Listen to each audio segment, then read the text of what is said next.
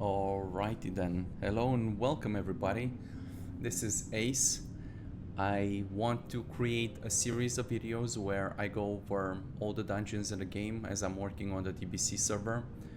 There are three main reasons for me wanting to do this. First of all, I want to test all the dungeons to see if there are any issues. I want to get familiar with them to see if there are any particularities, such as mobs who can't be attacked, immune, I don't know, weird stuff that may arise that I didn't anticipate until now. Secondly, I just finished, let's say, on a surface level, writing the code for all the classes. So I have to go over all of them once more, because as I was writing the code towards the end, I made improvements and I came up with better functions to do certain things. So yeah, now I have to backtrace my steps and see if I can implement some of that to the first classes, and just overall make sure that things work and iron out any bugs that I may find, I get better ideas. I have a to-do list of issues. I'm going to keep that open as I'm doing this, and any issues that I find, I'll write them down. Which brings me to the third reason why I'm doing this, is because I want to have a visual debug of my runs. So if I run into issues, I'll note them down and I'll have the videos to go back to watch to see exactly what happened. Because, you know, as I was writing the code for the classes, I encountered many issues, and many of them I wrote down to get back to them eventually. So but it's more useful if I can actually see, hey, look, this is what went wrong, and this is a good way to reproduce the bugs that I find and encounter. So it's going to be a series of videos. It's going to be many of them, because I have to redo the same dungeons many times. I have to go over all the classes and all the specs. Well, not really the specs, the roles of the companions. I have to test everything. I'm going to have to do this a lot, so it's going to be many videos as far as I can tell.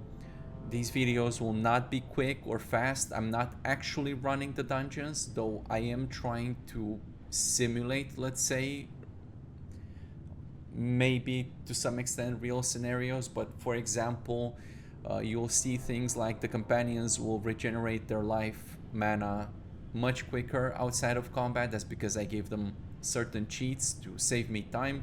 When you will be running this will not be the case for you, so you'll be going slower. I will be reviving them, getting them into a lot of bad situation, trying to push them to the maximum so I can see where they break, because where they break is actually like the details that make most of a difference. Like in general purpose, they'll do fine, but when push comes to shove and they need to have their priorities right, that's when it truly matters. So I'll try to push them. I also try to do it controlled, just to see if they can do it. I will not participate in these fights, so it will only be 4 companions doing this. So obviously when you'll be playing, it'll be easier for you. But yeah, I'll revive them. I'll just use GM commands again. This will not be like actually running a dungeons in a fair way, but in a dev way. I'm trying to figure out where the problems are and note down and fix them in between these videos, hopefully. This will not be short videos. It will be a lot of me ranting. This is not scripted. I don't have anything written down. I don't really expect anybody to watch these videos, and it's not particularly important to me if anybody does. If somebody does watch the video and care about what is happening here and want to give feedback, or they notice issues that perhaps I'm missing, that'll be amazing. I don't count on it, because I know these videos will be long. Nobody will be watching. But again, for myself, it's very useful to have video of where the issues happened, so that way I have an easier time reproducing said issues. What I want to do, I want to go over all the classes. I will start with the warrior. And I haven't decided yet if I'm going to test them by role, as in tanks first, healer second, melee DPS, range DPS, or if I want to go over each class individually. There are pros and cons to both of them, I suppose. Maybe I'll just do it by class because I have all the class logic. So because I'm trying to write their combat logic in a more dynamic way when you hire legacy companions. I don't know what talents you'll be using or what gear, whatever. So I'm trying to write logic for all the talents and awesome such. Let me reset spells so I can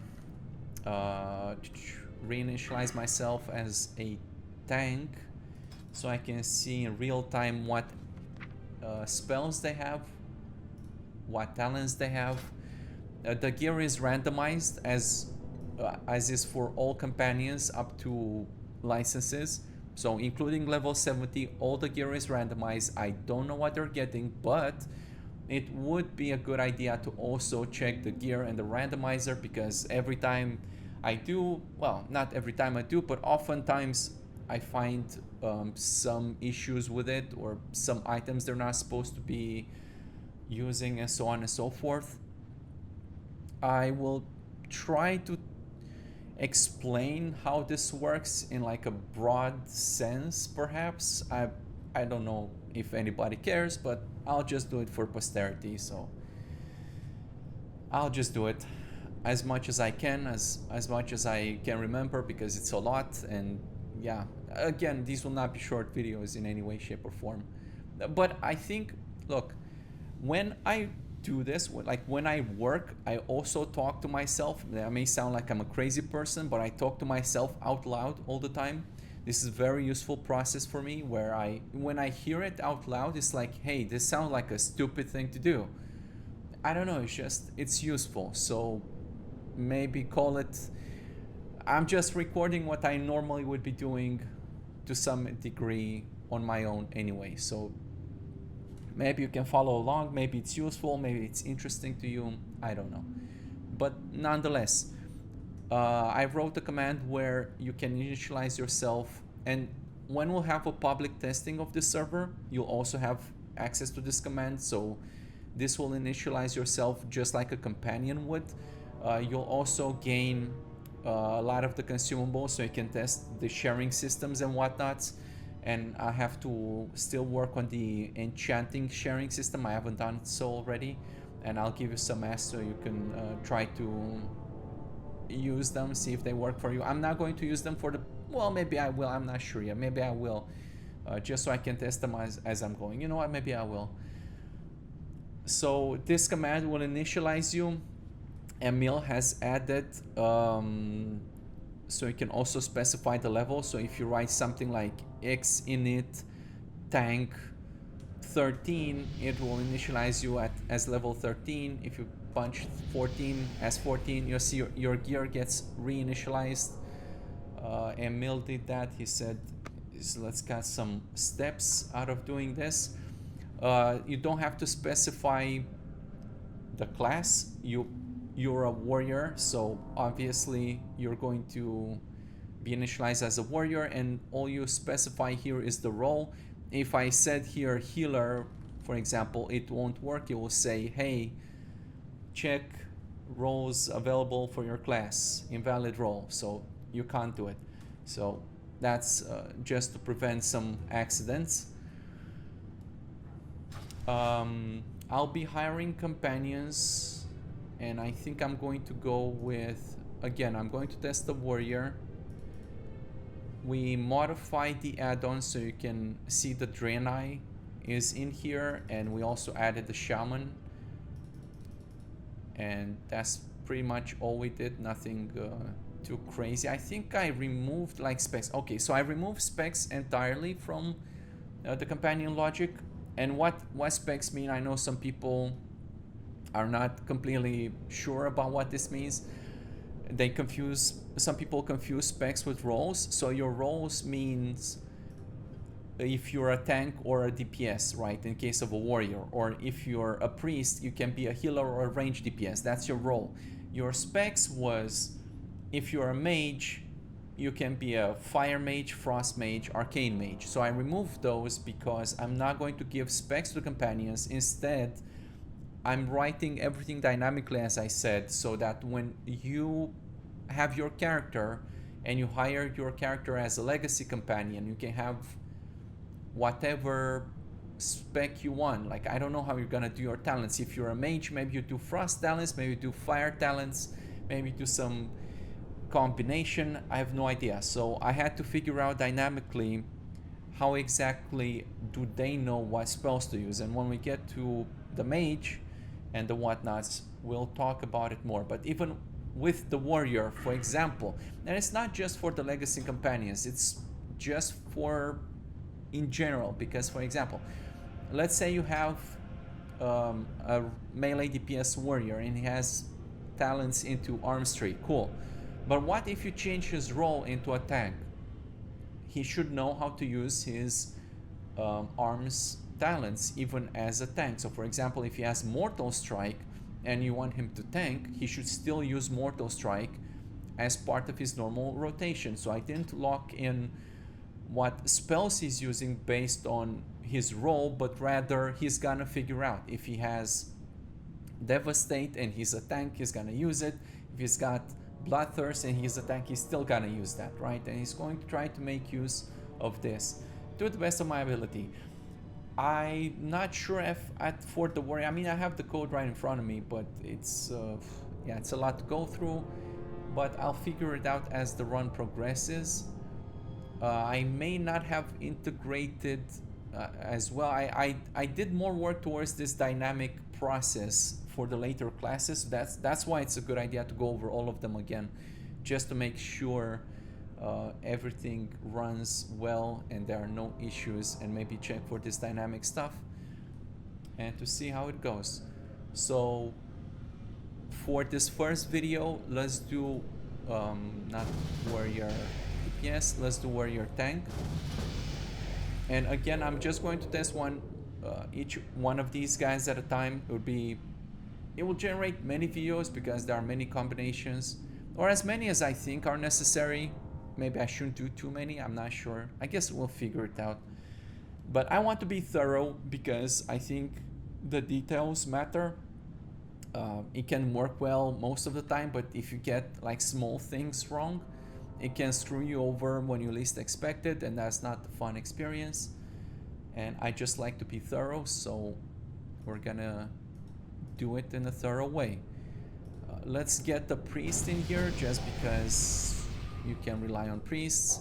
We'll test all the healers, so we'll try out the other healers, but I want to have a control group. So the only thing that's going to change, let's say we test warriors first, all the specs for the warriors. So I just want to have a control group. So if I'm testing the tank here now, when I'm testing the DPS, I want to keep as many of the other classes the same, so we eliminate variations. So if there's a problem, we can pinpoint as to who's causing it, or if they're performing as well as they should be.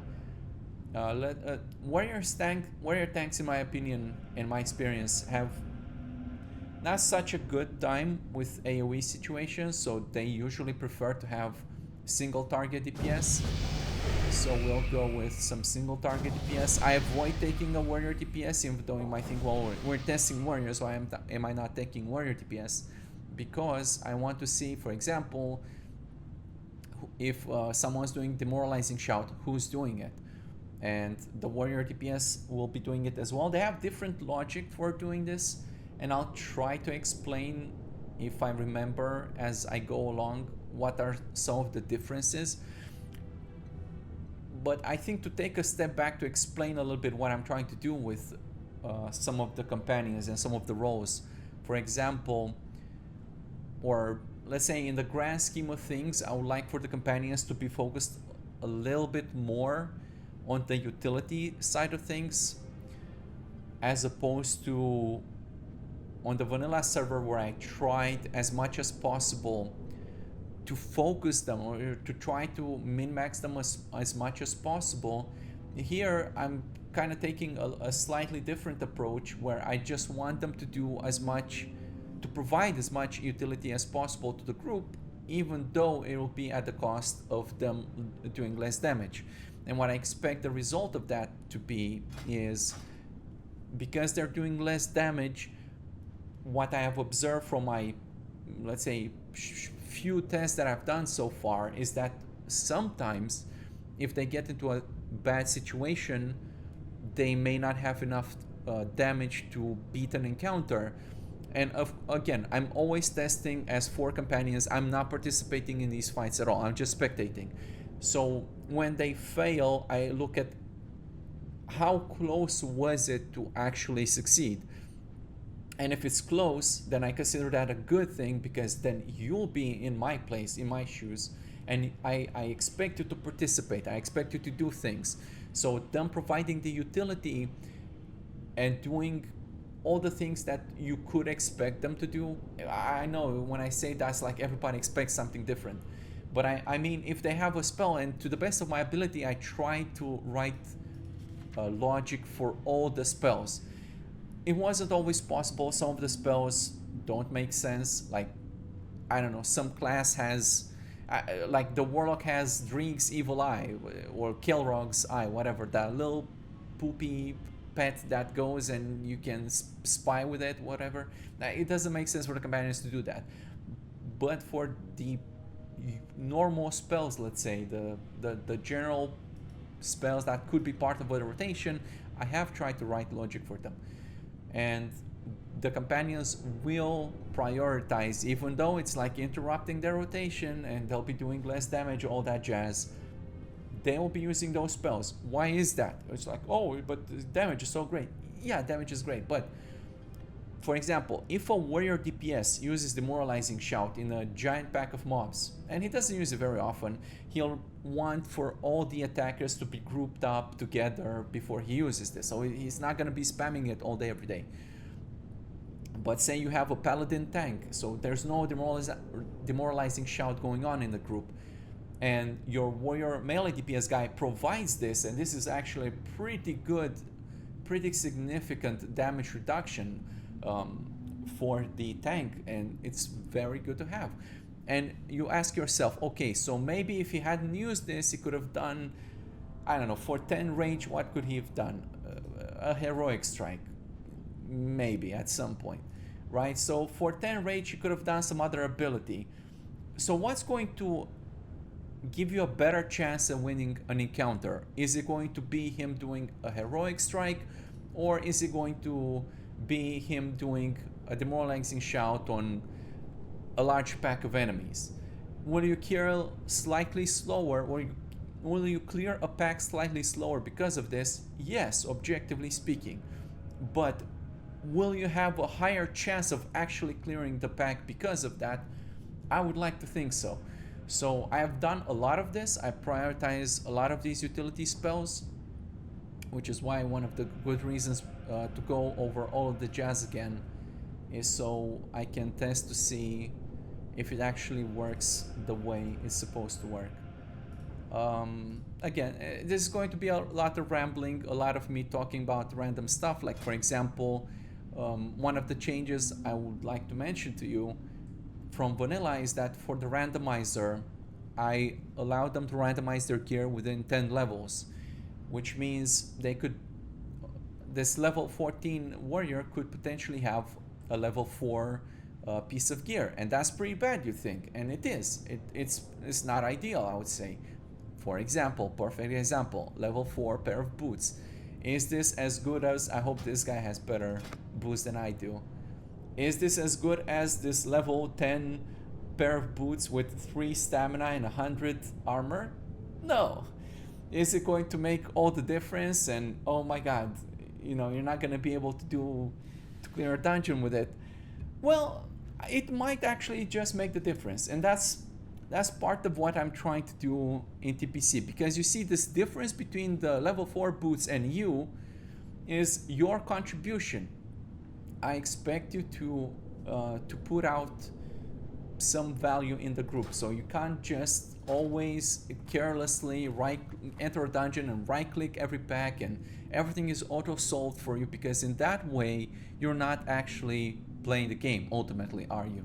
And I understand some people fantasize, they like getting carried, yada yada. I know this, which is why when you pick up gear as it drops, sometimes they will evaluate that gear and they'll decide whether or not they would they consider that an upgrade, and they might pick it up. For example, let me just show you right now. Let's say this companion's gear, this companion's pair of boots has dropped from a mob, right?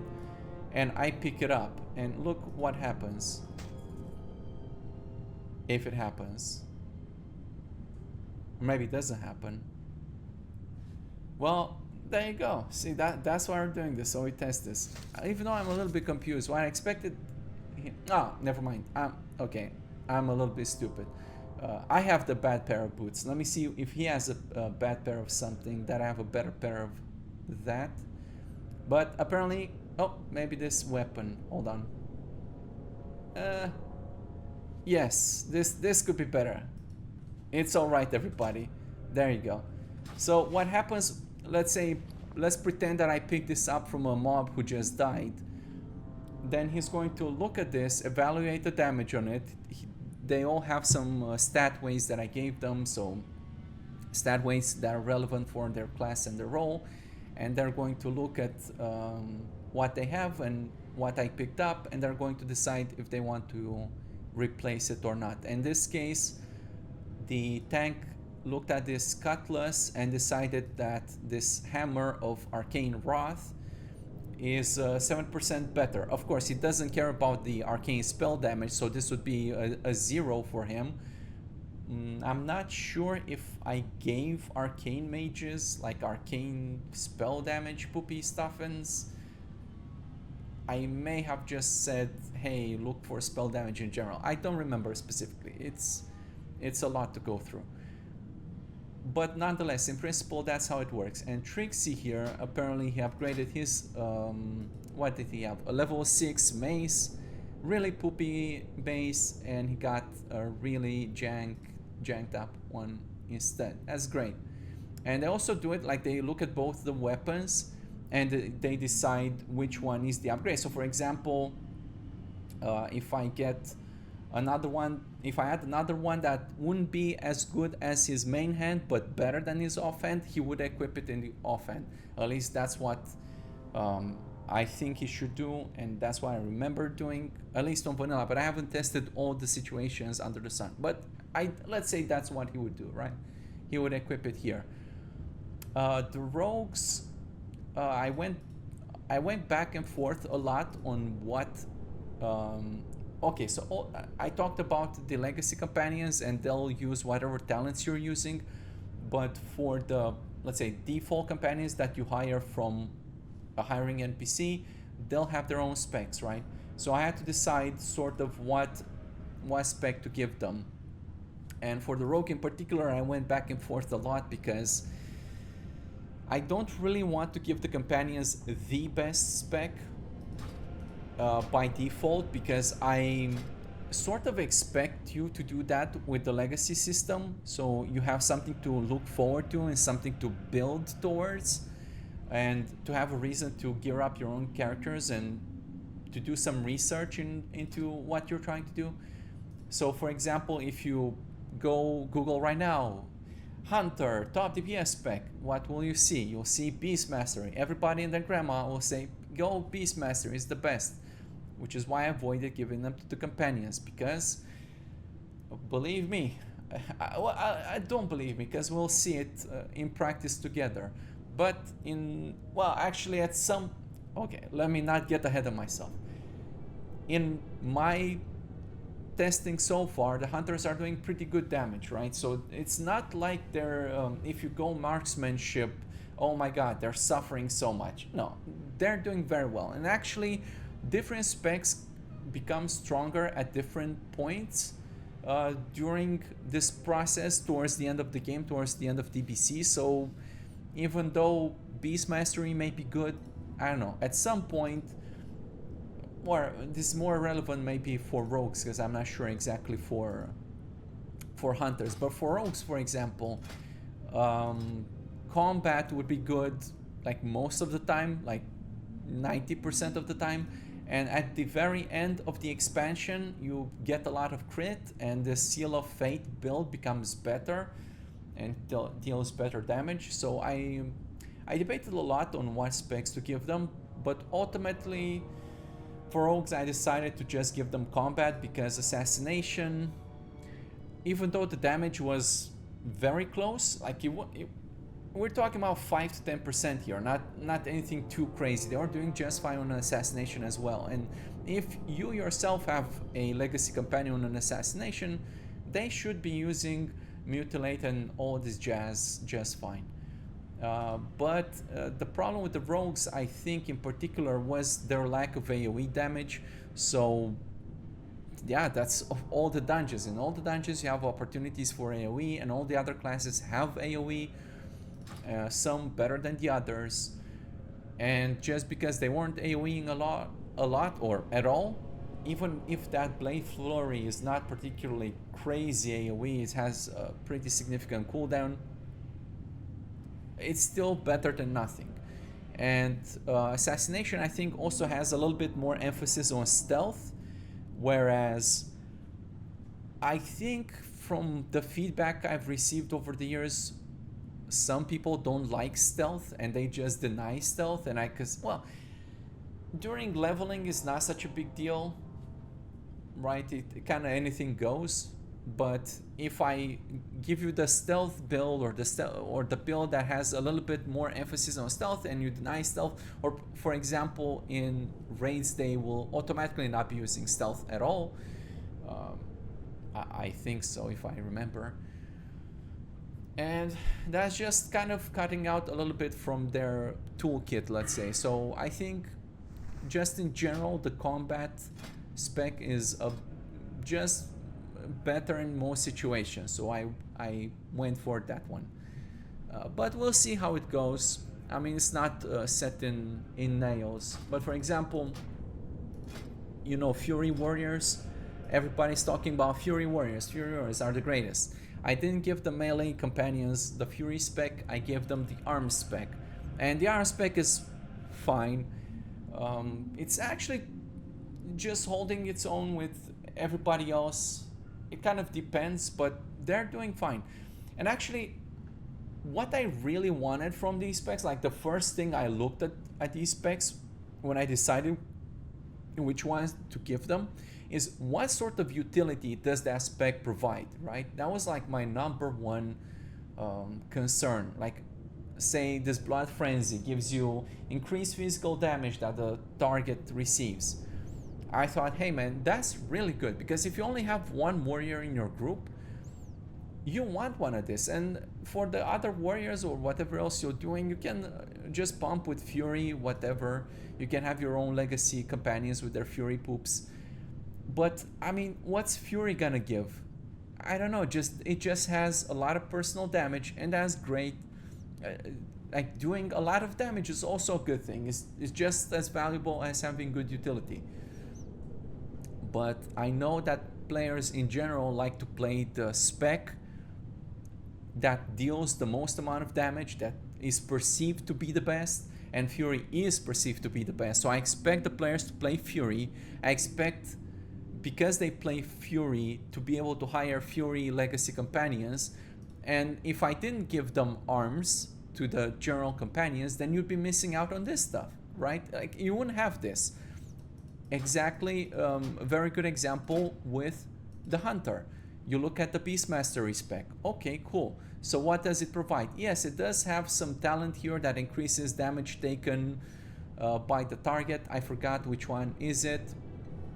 I'm not gonna go through all of them. It has a talent which provides some damage utility. Cool. But I know that when people decide what spec to play, they'll just go Google it and they'll pick the first one. Oh my god, it's the Beastmaster, top DPS, amazing. And they'll just play Beastmaster. So if I gave the companions Beast Mastery, then they wouldn't have, for example, True Shot Aura, which is excellent. They would also have improved Hunter's Mark, which increases the AP of it gives melee attack power as well as range attack power, which makes it even better for tanks and melee DPS to deal damage. That I thought was very important. It has some other stuff, I forgot particularly what. I think some dazed, if I remember, if I gave them this. I think a steady shot deals more damage if the target is dazed, which is why I also gave the rogues one of the talents from combat that has this one, blade twisting, that has a chance to daze the target. Look, so here's the difference. When I looked at the talents, like on the internet, when I did my research and I tried to figure out how to build them, nobody was suggesting that, because yeah, obviously you could put these 2 points somewhere else and you might do some 0.5% more damage, and that's great if that's your prerogative. But then if you really take a step back and think about it, hey, this daze could actually be important, because when you daze a target, it's going to be slowed by 50% for 8 seconds. Holy smokes, right? So let's say that target, I don't know, so your mage or your warlock pulls aggro and your rogue is attacking that target and he's got a chance to daze it. Maybe it's you who actually pulled aggro and this rogue is attacking the target and he dazed it. Does that give you a better chance of surviving, of getting out of a bad idea? Would this help you solve the encounter a little bit better or not? Or is 0.5% extra DPS really gonna break it for you?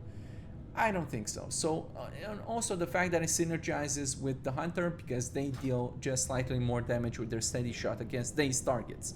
So this is sort of the decisions I made. Again, you can use your own legacy companions and you can make your own decisions, which is why I'm trying to, let's say, cover all the bases so that when you, well, I'm sure I won't get everything right anyway, no matter how hard I try, but we'll talk about it at that time. And of course I started ranting from the very beginning, and it's probably like 30 minutes into the video and I haven't even left the star zone. But these videos will not have any format, so I have warned you. It's gonna be whatever. Alright, so let me turn on debug for the tank, because I want to see what he's casting, and I'll be only watching the tank in particular. Of course, if anything else comes, seems awful, then I'll address that. You might notice out of the gate there are issues with the movement, like they're entering, I don't know, the environment here and whatnot. I cannot fix this. This is, I won't even go into this, how much time we've spent, just figuring out movement issues, and you'll see a lot more of them. It's like the bane of our existence practically. But yeah, for the most part, hold on a second. Okay, cool. Yeah, I was curious to see if this priest would want, and he does. I'm supposed to look at the tank and I'm already looking at the priest. Maybe I'll just explain what the priest does some other time so we can get through this dungeon.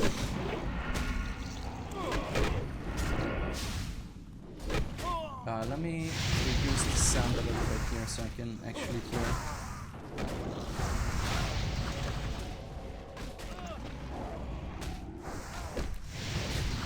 Alright, so what is he doing? He's sundering, that's correct.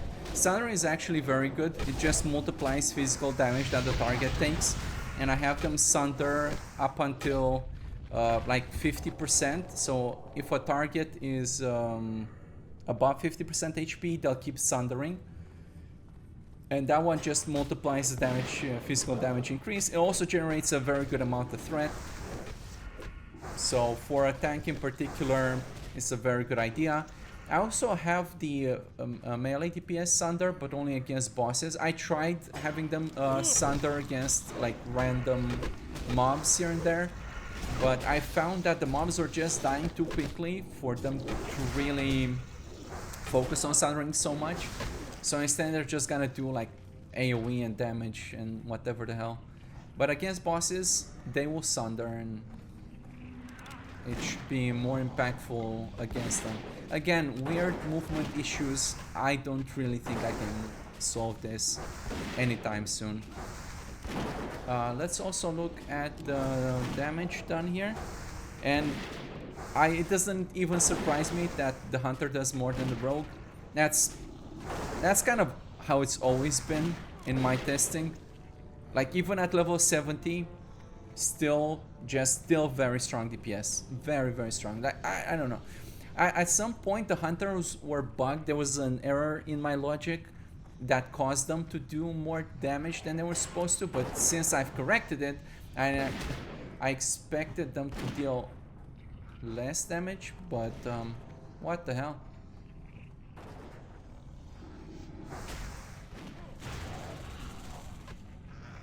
Let me come toggle them. Again, weird movement stuff. Don't ask me. It has really eaten my livers. Yeah, I highly recommend that you get familiar with using the commands. I'm just gonna have the control panel. If it becomes necessary later on, I'll make some macros to control them easily or more easily.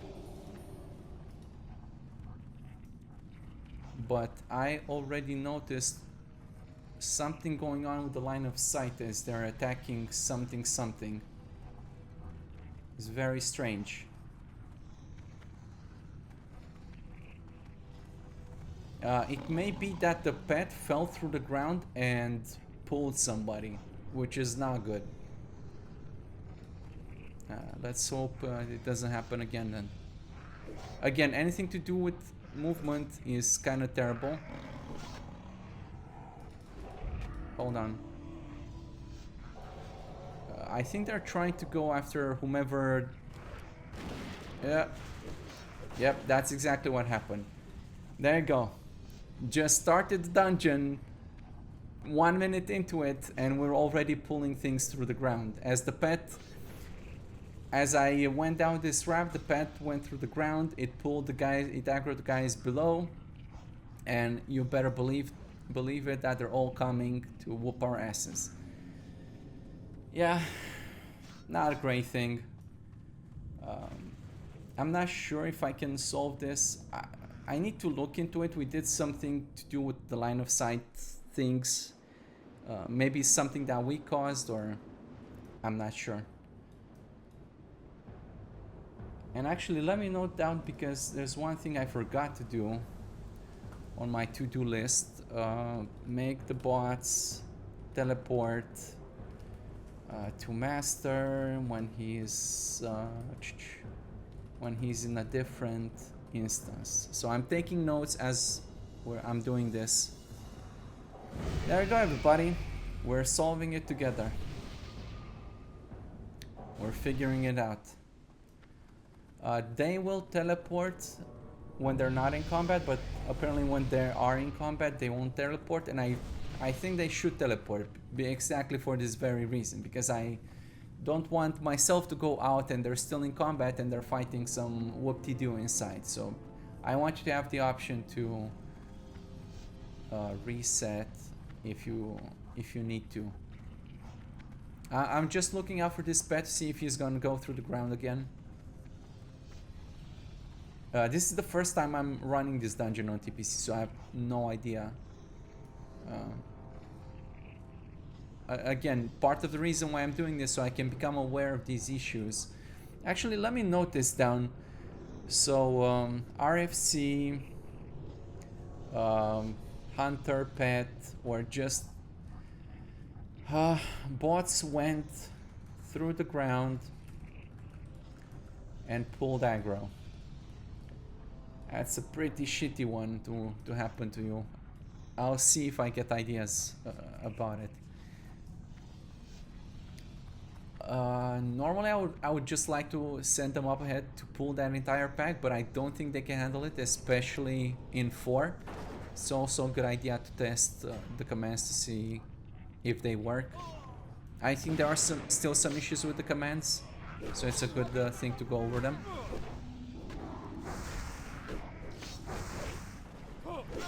One thing to say about the hunter, even though I'm supposed to be talking about the warrior, but you know, I'll take it as it comes. So the hunter went kind of sideways here. I told them to just go on the opposite direction of the thing they're trying to kite, which, you know, it kind of really depends on relative to where the hunter is standing. So for example, if the hunter was standing over here and the mob was over here and, you know, he was going the opposite direction, then he might actually go into the next pack of mobs and pull the next pack of mobs. I am not fixing that. I did something about that on vanilla. It's very expensive a function to run to try to have them figure out if they're going to pull aggro, whatever. I'm not going to do it anymore. I want that to be a fail condition for you as the player, as in, I truly expect you to not just right click every single pack of mobs and, you know, well, if you're really strong and maybe if you know what you're doing, right? But otherwise, what I really want you to do is to pull back, right? I want you to get the mobs back to your position, whether it's like 20 yards, right? Exactly, perfect example. You see how he went for the, like, straight ahead instead of coming towards you or towards where you came from. But just because I had this, I don't know, distance, sufficient distance, then it doesn't matter. He can go, I don't care. He's not gonna pull anything. And it's practically you have the tool to deal with this sort of issue. And as you can see, the hunter is doing very good damage, so it's not like, oh my god, I need to babysit him and he just sucks. No, he's doing great. And actually you don't really need to babysit him at all, because yeah, it's even if you didn't have a hunter and had some other class, it would still be a good idea to pull back. So it's not, pulling back is not just because of the hunter, it's just generally a good idea, because the mobs, some mobs for example, they can get panicked when, there you go, that's what you do, you see, that's what you do. And now how do you solve this? You just press come stay or you come toggle, but that's your hunter for you. True to life indeed, man. True to life indeed. Yeah, that's hunters for you. But then again, this wasn't a bad situation. It could have been worse.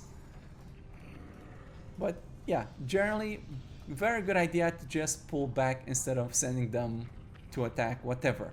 However, I did say I want to push them just so I can see if they can handle it sometimes, and sometimes they can, not always.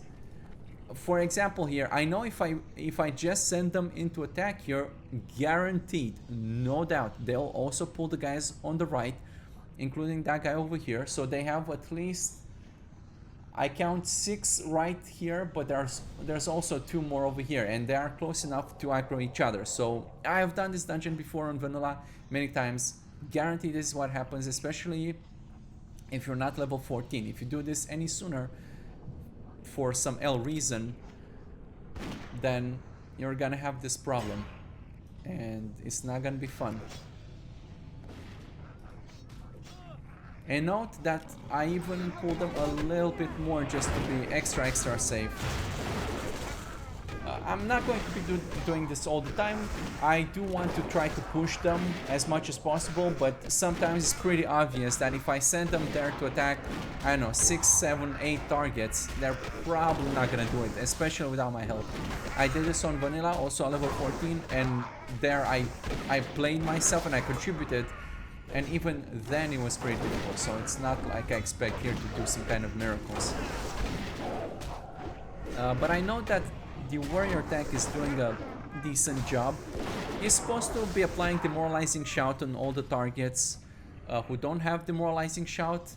Demoralizing shout applies aggro uniformly to all targets, and I say uniformly as in if it's supposed to generate 50 aggro, then it's going to give 50 aggro to all the targets it hits, right? So on the creature table it adds 50 aggro towards the tank.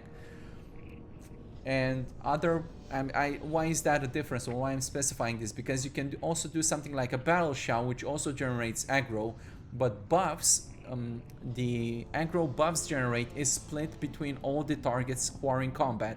So if you're fighting 3 targets and this battle shout is supposed to generate 100 threat, then that 100 threat is split between the 3 targets, and each of them will get 33 threat. Some such, 33.3, because it's a float number. So it's very good to just do demoralizing shout often. Always make sure that all the targets you're fighting have it. It's not expensive, it's good, generates threat. Again, weird movement issues, we're gonna just stomach them for now, even though they, let's say, bother me, but it is what it is. Let's see, he's also doing revenge. Revenge is pretty low on his, let's say, rotation or logic there. I don't think, I mean, revenge is very good. Like, it's the most efficient threat generating move, because it only costs 5 range and it generates a buttload of threat. So it's good to use pretty often. But first, what he tries to do is he tries to apply demoralizing shout, as he did. So then he's going to sunder. Let me see, when is he going to do battle shout? When is he going to do battle shout? So first he's gonna demoralizing shout, then he's gonna thunderclap if he has it. Right now he doesn't have it. Then he's gonna do sweeping strikes. I see death wish, some damage boosting stuff. Battle shout is actually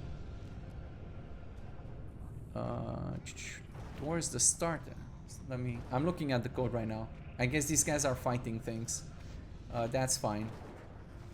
Actually, let me pull him a little bit closer, because I see he went God knows where.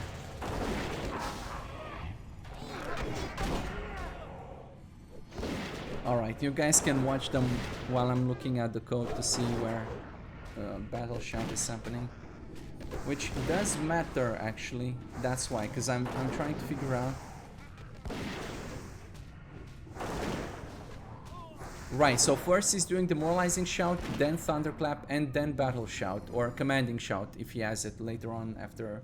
I don't remember at what level, but it's in the TBC spells anyway. But the idea there is that the first thing you want to do is to try to minimize as much damage as possible, right?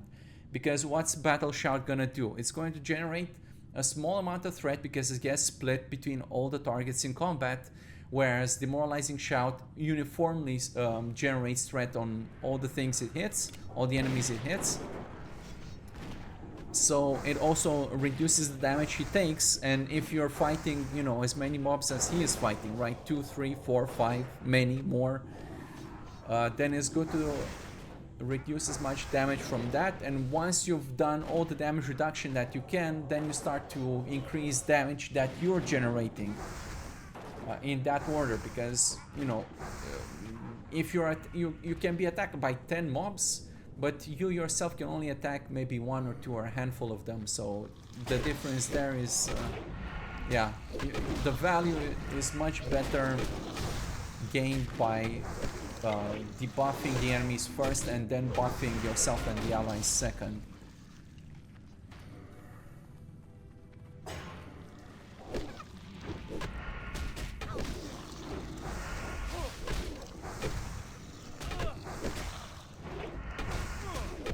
And I see in the priority list, after he's doing the battle shout, he's supposed to be doing sunders. So again, he's kind of doing like the AoE abilities, the ones that have like the biggest impact, and then he's like going through each target individually and applying sunders and threat. And maybe I should, again, weird movement. Oh my god, they did it again, guys. Yeah, that is not good. That is not good at all. I'm gonna have to really do something about it, or try to see if there's some solution for this.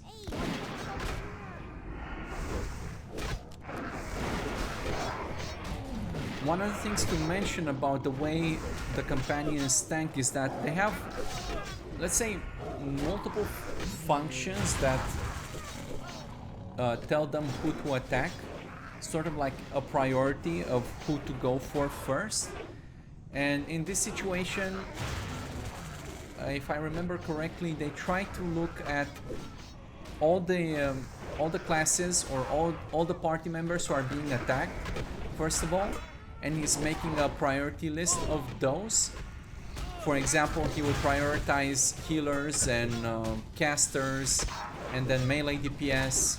And if in that order they're being attacked, then he's prioritizing them, but also based on the distance of the mob from the said party member.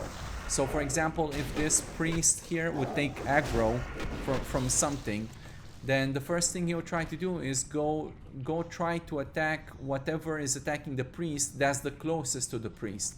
Because if it's some melee guy, it's probably more threatening. Oh, it's not if it's some melee guy, but you can have one guy at 30 yards on one mob at 30 yards. And you can have somebody just melee attacking the priest and interrupting him all the time. So what he's trying to do is get the closest enemy who's attacking the squishiest target, basically, and the most important target.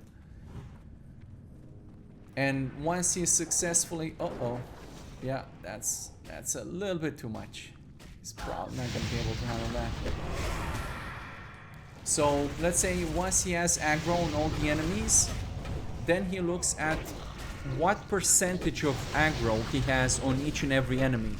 So let's say he decides, well, he knows exactly how much threat and how much threat amount, right? Because threat is calculated in numbers based on the damage you deal and things like that. And he calculates how much percentage threat he has relative to everybody else in the group. So if he's fighting 3 targets and he's like, yeah, I have 90% threat on this target and the other guys are at 50% and 10% threat, then he's gonna be like, yeah, I'm gonna attack the guy where I have 10% threat because, you know, some DPS is probably gonna pull aggro off of me. Which is why a lot of the times when he's fighting multiple enemies, what you'll see him do is that he'll change targets as to try to increase his threat. I mean, the companions at the moment, they're just kind of all hive-minded. Well, I shouldn't say hive-minded because that's not what they do, but they try to focus on the single target. Well, they're all told to attack the target. They have multiple targeting parameters or target selections, let's say. One of the primary ones would be the focus mark. So if I put a focus mark, you'll see immediately the companions just switch to that target. And you see the tank has switched as well. You see him going back and forth between these guys. This first elemental, he had a lot of threat build up because he's almost dead. So the DPS have built up a lot of threat on him. That's why he was like, I don't know, I don't have that much. I mean, the tank doesn't really know what focus marks the DPS have, and nor should he know or care about that. But he was trying to balance the threat between the old target and the new target that everybody started to attack. And let's say, what if you don't have any DPS in the group, right? And it's just the tank. It's you and the tank, and you send him to tank 3 mobs. What's he gonna do then? Because let's say maybe you don't attack at all, so he's the only guy on the threat list of the monsters. Well, in that case, he's going to also try to spread his threat around, except he's not gonna look in percentages, he's gonna look at absolute values. So like, he's fighting 3 targets, maybe he has 100 threat on one, 200 on the other, and 300 on the other. He's gonna be like, yeah, I need to attack the guys with the 100 and the 200 first, to get them, equalized or to build more threat on them because he has the lowest on them. And after a while, he'll just equalize on all of them and he'll just equally hold threat, which is exactly what's happening when you're doing a pull, for example. So when you do a pullback or any pull and the tank is going in, and for the first 10 seconds or so, he's the only one attacking the mobs, he's like doing this. He's trying to spread his threat on all the targets, because when the DPS starts attacking, he don't know, right? Because they're not talking to each other. They just, you know, he doesn't know who the DPS is going to attack, so he wants to have as much or an even spread of threat on all the targets. So when the DPS goes in, then the percentages, the second or the previous target selection or threat management kicks in, and it's like, yeah, okay, the DPS are attacking this guy, I have this percentage threat on this target, and I'm gonna have to respond to make sure I hold aggro here. So that's kind of his priority. I don't remember off the top of my head what the DPS are doing. Let me look real quick, because I changed my mind about it like a trillion times, and I kid you not. Like, I changed my mind so many times on what the DPS are supposed to be doing that I kind of lost track of what they're actually doing right now. So of course they're still focusing their first prioritize. Oh no, actually first they're going after the on whisper. So if you give them on whisper command, that's the first one they try to go after, right? So if you say, hey, go cast a fireball on this guy over here, even though you have a focus mark on this guy, and I say, hey, cast a fireball on this other guy, then they'll respect the on whisper first, because I just consider like, hey, you really care about that, right? And then it's going to be the focus mark, and then they're going to look at what you're attacking, because you probably know better than they do. And let's say you're not attacking, like I'm not attacking here, and in that case they're going for the highest threat target, meaning they look at all they look at the tank. So first they look to see if there's a tank in the group, whether it's a player or a companion. They look to see how much threat this tank has on. Well, they don't particularly look actually at any particular tank. They just look to see if there's a tank tanking a target, how much threat does he have, and who's the tank with the highest threat on a mob. So if a tank is fighting 3 mobs, and going to our previous example, like one mob has 100 threat, 200, 300 threat, then the DPS are gonna look at the guy with the 300 threat, and then will attack him first. But let's say you don't have a tank in the group, then what you do? Well, in that case, they'll just attack the lowest HP guy, because if you don't have a tank in the group, then you want targets to die as quickly as possible, right? Because the quicker you single out targets and you kill them, the more incoming damage you sustain, right? So when they got a tank, they go for the target with the highest held threat. When they don't have a tank, they go for the lowest HP guy. You can see even a priest has Apply Shadow or Pain, and he's also wanding. This is at the bottom. We'll talk more about how the priest works and all that jazz, but just briefly, at the bottom of the logic, he's gonna still try to contribute with some damages and hots. This hotting only applies, I think, against bosses, so he's not gonna do this willy-nilly, waste his mana on every pack of mobs. But against bosses, you know, every little bit helps. And if you look at his DPS, well, I mean, 7 or almost 8% is not like it's nothing, right? So it's a little bit of extra goodness contribution. And as you see, as soon as I picked up that cape, what happened? Look at this guy. So this guy is the hunter, and it was an agility cape, and he had the level 5 white cape, like really trashy one. Again, maybe it's not optimal. On vanilla, I really try to optimize them as hard as possible, and like to give them the best gear always and all that jazz. And they ended up hyper efficient, and as a result of that, players didn't have to contribute as much. And it has been reported to me many times, and I myself didn't really enjoy that so much. Okay, I want to play with the companions, I want to have this convenience, but I don't want to just blatantly get carried all the time, even though practically here I am getting carried. That's why I opted to give them gear within this 10 level range. And it's really cool because you see, if you have Atlas loot or something and you know this guy drops some kind of cape and you know, hey, this guy could drop this very cool agility cape, hey, wink wink nudge nudge, maybe you can even build around that, right? So you could say this dungeon gives a lot of agility gear, maybe it's a good idea to bring a hunter, a warrior, and rogue because they could really use this gear, and even if they have shitty gear, then, you know, I can make use of that. You know, maybe it's just a thought. I'm not saying that I personally would that, I have no idea, but you know, it's, I suppose it exists in a realm of possibilities. And it's, you know, like, it's a huge increase, right? From a cape that gave him 9 armor to a cape that gives him 4 agility and 4 strength. It's a pretty big deal. I don't really expect all of these items again, because if, I mean, okay, they do make a difference, they are pretty strong, but you know, the probability that just picking up this item, upgrading this item will save you in some way, shape or form, it exists in the realm of possibilities. It's just very unlikely, let's say, but it is possible and it is pretty cool. And if you pick up enough of these upgrades, maybe it really does start to make a difference.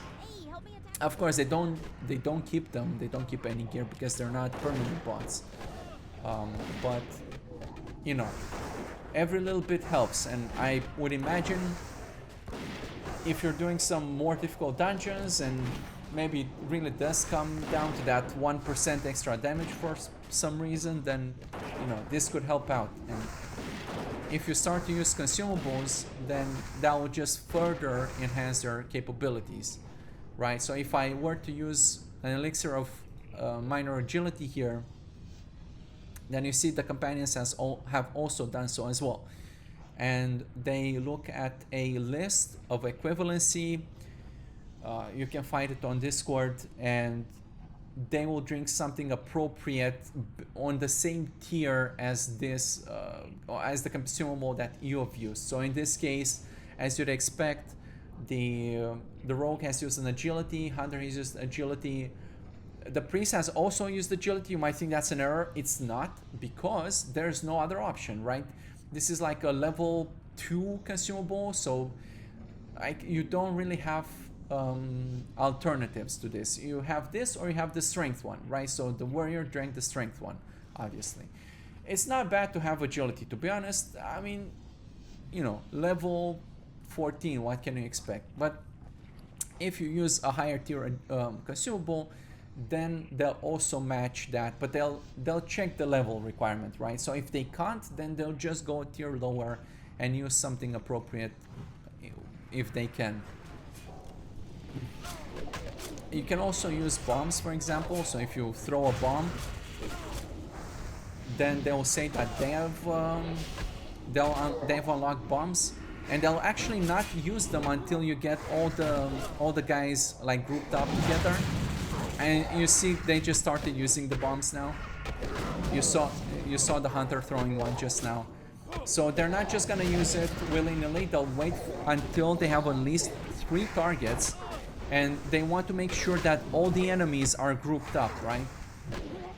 Just because, you know, it has a 1-minute cooldown or even longer, so they want to make sure they get all the value they can out of it. Yeah, it's more weird movement issues. I'm just gonna pull back to be safe here. And all of these things start to add up, right? And the bombs, I would think, in particular, are pretty strong. And 1 minute is not a long time. Like, if it takes you, I don't know, 30 minutes to run a dungeon, then they'll throw out 30 bombs, and maybe one of those spores would be like a very difficult one, but just because they use this extra damage, it's just enough to make the difference. So, and it's not difficult to craft them either. You just need, I don't know, some stones and cloth and whatever. Like, it's not difficult at all. And the benefit is quite tangible. Again, weird movement issues. Don't ask me why they're floating. Believe me, it ate my liver.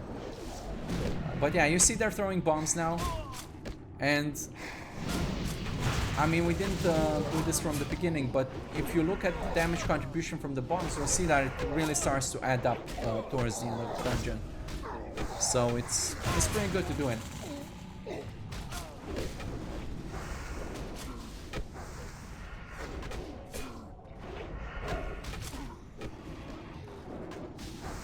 What else do we have? We can also sharpen the weapon. So for example, let's say I have a mace. So if I apply an enchantment, a temporary enchantment on my weapon, then they will apply one as well. So if you look at their weapons now, they all have a relatively similar enchant based on what weapons they have and so on and so forth. I think rogues don't know how to do poison yet. I think they learned that at higher level, but they would be doing poisons instead of sharpening their weapons.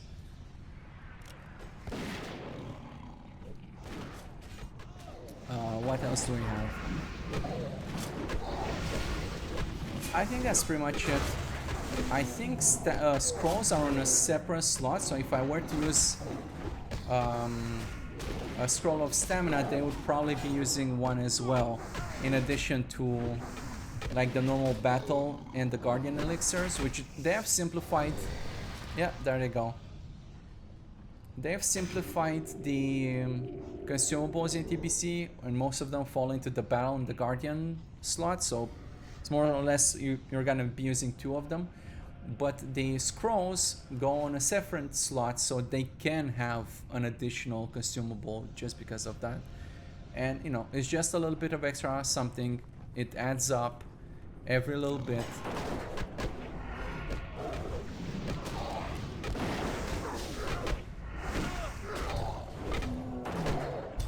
There's also the enchants. I didn't finish the enchant.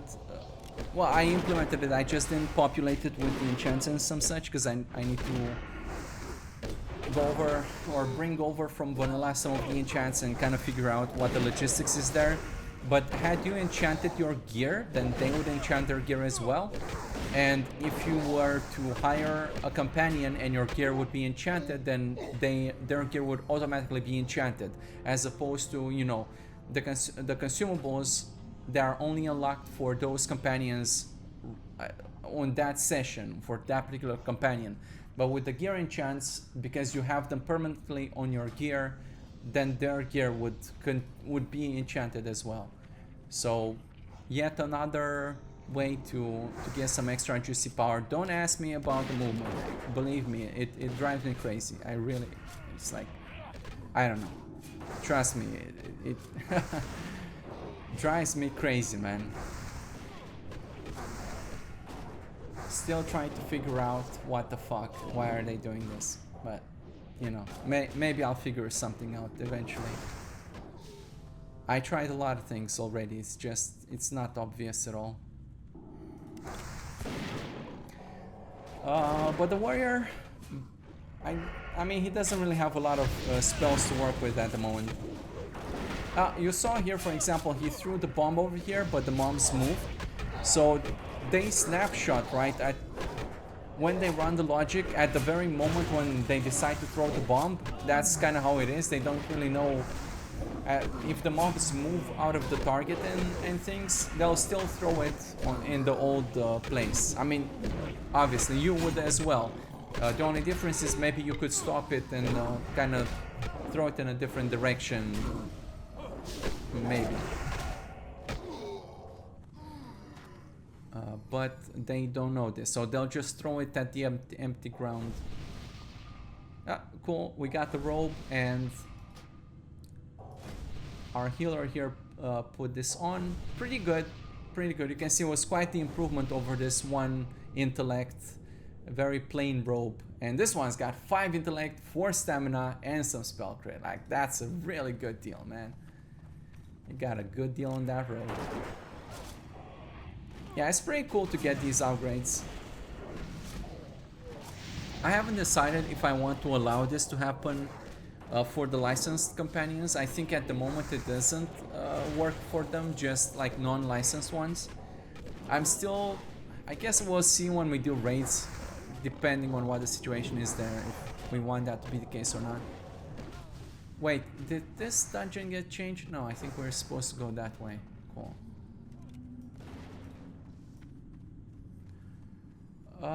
Yeah, overall I think they did pretty well. I find the damage acceptable, so even if the hunter is doing more damage or whatnot, it's fine as long as they're somewhat relativistic to each other and not one of them is doing like 20% more than the other or things like that. So even though there will be cases like that, so it kind of depends. There's a lot of single target, I guess. Maybe at this level the hunter doesn't have a lot of AoEs, but once he starts to pick up AoEs, actually let's look at it. Yeah, he does have AoEs, right? He's doing auto shots and arcane shots, so once he gets multi-shot, the rogue in particular will really struggle to keep up with him in damage. It is what it is. But, you know, a lot of dungeons have all sorts of mixed encounters. So you'll have I'll have a mix of single targets, multi-targets, big pack AoEs encounters. So all the classes kind of get a chance to let's say catch up or do better.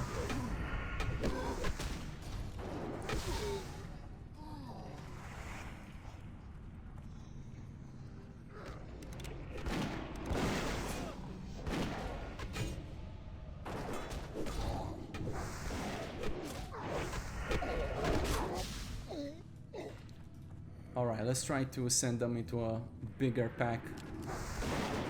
Probably not to, because if they put all the guys on the left, it's not gonna be happy days. Like, you just gotta know their limits, basically. If I was contributing to this fight, maybe. But I'm not contributing to this fight, so we gotta act accordingly. Yeah, that one caster is really trying to bait us, but I don't think so, bro. Gotta come to us. So yeah, I better get used to using commands in dungeons. I would definitely recommend, like, look, if you're just doing quests in the open world, it's not a big deal. You can just right-click whatever, unless you're doing elite quests. But for dungeons and raids, you definitely have to know commands. Like, just pull back, start, come, toggle. You see, it's not like I used any of the other ones, just the basic ones, right? Like, you would think about it, like, hey, don't go there and do crazy things, just come here, right? It's, yeah. If you get angry at them for doing weird shit, it's probably a good idea to start using commands, is what I think. If you think your hunter is pulling some next pack or some patrolling pack, it's probably a good idea to just use pullback or try to do some corner pulling, right? That will definitely go a long way to helping you solve these encounters. But yeah, the warrior overall is doing fine. I mean, his rotation is as you'd expect. I mean, with the spells that he has at this point, because he doesn't really have that many. So he's using both Battle Shout and Demoralizing Shout. When he's out of combat, he's going back into Battle Stance, and from Battle Stance he's going to be charging. Where's the charge? He's going to be charging over. So you see he entered Battle Stance, and if I right click, first thing he does, he charges at the enemy. Even though he did it a little bit late there, but nonetheless. So he charges, then goes into Battle Stance and goes Blood Rage. So he Blood Rages when he's into Battle Stance, that's correct. So he doesn't... Oh, he takes into account... what's it called? Tactical Mastery, even though they changed it in TBC and it gives you like a default 10 stored range as you swap between stances. But he takes into account this talent, and he takes into account how much rage he has. And he, like, if for example he had, like, let's say mod rage 100, he would not be going into battle or into a defensive stance until he tried to dump it, I believe. Right, so now he's just spamming heroic strikes as hard as he can. Right, heroic strike, heroic strike, heroic strike, trying to dump all this rage before he switches into defensive stance. So heroic strike, Sunder, Sunder, boom, boom, boom. It's like, yeah, boom, boom, he switched into defensive stance, right? So he tried to make use of the rage so he doesn't dump it for no reason. I don't think they have any CC at this point, so if I try to do CC, it's probably not gonna work. But one thing I changed, so I tried to do a little bit better with the marks here. Let's try to give them focus mark cross as the second one. So what they'll do is that they'll attack in the order. They'll go for school first, cross second, and they'll try to CC the moon. Moon is already CC'd by default. Actually, hold on, because I don't want to give a focus mark to the tank, because the tank needs to be flexible and figure it out. And what I changed for TBC is that now I told the tank, hey, it's okay to attack the CC mark if he's actually going for, if he's attacking one of your squishies. So if, say, this moon guy would come and attack my healer, even though he's CC mark and everybody else is supposed to ignore him, the tank would actually go and try to get aggro off of him. And once he does have aggro, he'll stop attacking, right? So he'll be like, yeah, it's CC'd, I want to touch him. But if he's not attacking a tank, he'll try to get his aggro, right? So this way he's not just letting this guy roam around and fuck about. Now, even if I right click this, they're not gonna do anything, right? But if I right click the cross mark, they'll still go and attack the school one. Probably. Yes, the tank is going to do whatever, right? Like, the tank doesn't care about it. He doesn't have a mark right now. Oh, okay, so the rogue does have gouge, and you saw he gouged the cultist here, and the cultist here is attacking the tank. So you see the cultist went for the healer, and I kind of expected the tank to go and fuck with that. So okay, adding it to the list. He was supposed to go and get the guy. Okay. Adding it to the fix list for next video. Fix tank not getting aggro off of CC marked enemy. Hold on, let me actually no, there's kind of no excuse for this. Even if he is CC marked for the tank, he should still get aggro of it. So alright, I guess there you go. But see, this is why it's a good idea to do this. I can figure out all these issues, which at some point it worked, but I made a lot of changes, so it's difficult for me. I changed so many things so fast that, and I went back and forth on very many things, and yeah, it's hard to keep track of them. But there you go. They did RFC. They did pretty well. I'll try to do the dungeons at sort of the high-end level, just because I will not be contributing in the fight. So if I do a Dead Mines, it'll be a level 20 and not 18, just because I'm not contributing. And if they get to the end of the dungeons and they're too low level, they will not be able to hit the opponent. And yeah, that's the part where it will matter, me not being into the fight. But sure, this will be the first video. We did find issues. There's the movement ones that nag me. There's the weird shit going through the floor and picking threat, picking aggro off of different mobs. They're not supposed to do that. Very disappointing. I'll see if there's a fix. Anything to do with movement in general is very difficult to fix. Make sure the boss teleport to the master when he's a different instance. And make sure the tank gets aggro off of CC marked enemies. That's on my list. I'll try to fix it for the next video.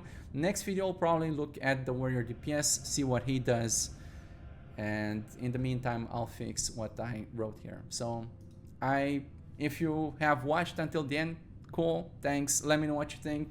If you see issues that I don't see, or if you have questions, or if you have suggestions, let me know. Thanks. See ya.